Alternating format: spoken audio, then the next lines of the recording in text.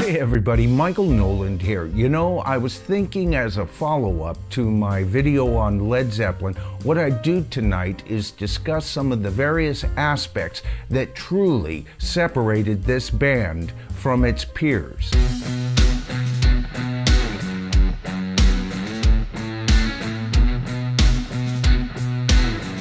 Of course, you can't even begin to talk about Led Zeppelin unless you start off with Jimmy Page. Now, at the point that Jimmy Page was putting this band together, he was still really just trying to find replacement members for the band, the New Yardbirds. You see, the Yardbirds had recently broken up, leaving only him and Chris, the bass player, behind. Now, the original plan was for Chris to continue to play bass and, of course, Jimmy to play lead guitar, and they needed to find replacement members. But before they could even get further in replacing members of the band, Chris lost interest. Now, it was around this time that John Paul Jones, who was spending far too much time at home, evidently, according to his wife, had heard through the grapevine that Jimmy was starting another band, and he heard that Chris was dropping out. Now, you have to realize here, John Paul Jones goes way back with Jimmy Page at this point in their career. You know, after all, it was Jimmy Page,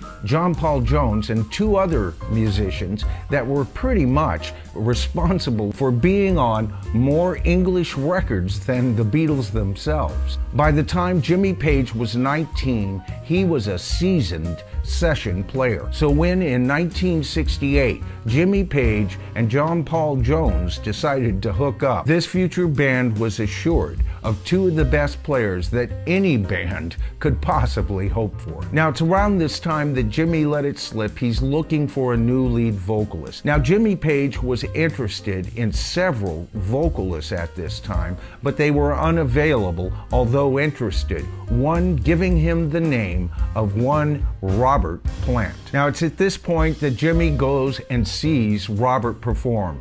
He likes what he hears. He invites him over, they discuss their interests, they find out they have the very same record collection pretty much. Now, it's interesting with the Beatles, Ringo was once quoted as saying that if you looked at the Beatles record collections, their individual record collections, they were almost a carbon copy of each other.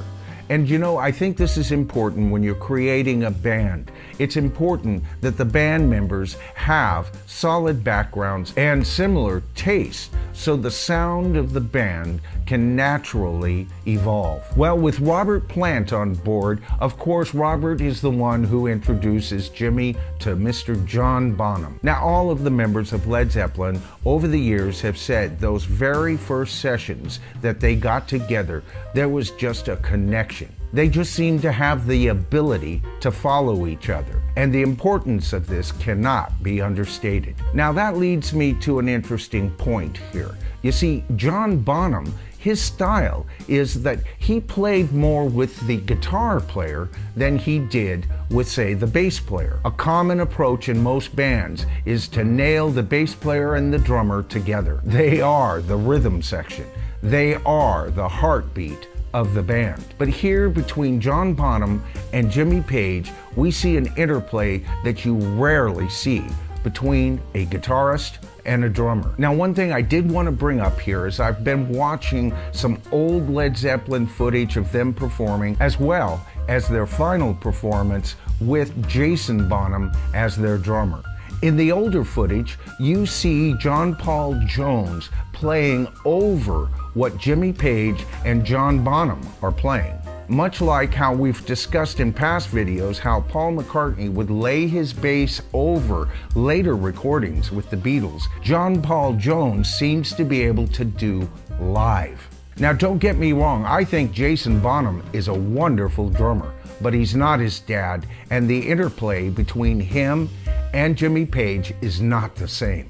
And if you notice in those performances, John Paul Jones plays a much more percussive bass. He glues in to the drums in this case.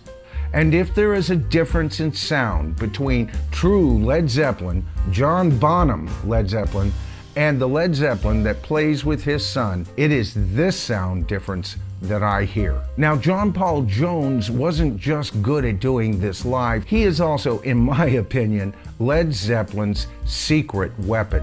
He's like a shortstop on a baseball team. He has to run a little, he has to catch, he's got to be able to throw, and he's also got to be able to run a runner down.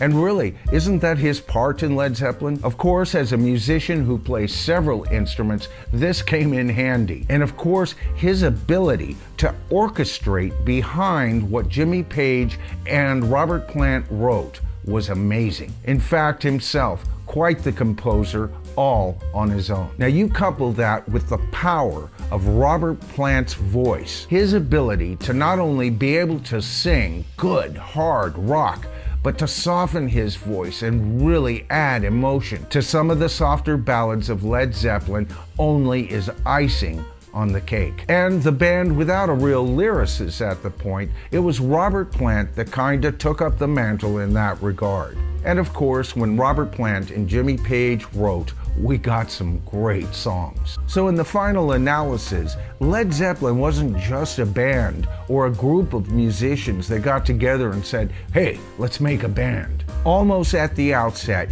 you can see that Page had a vision. That vision at first was still evolving, no doubt.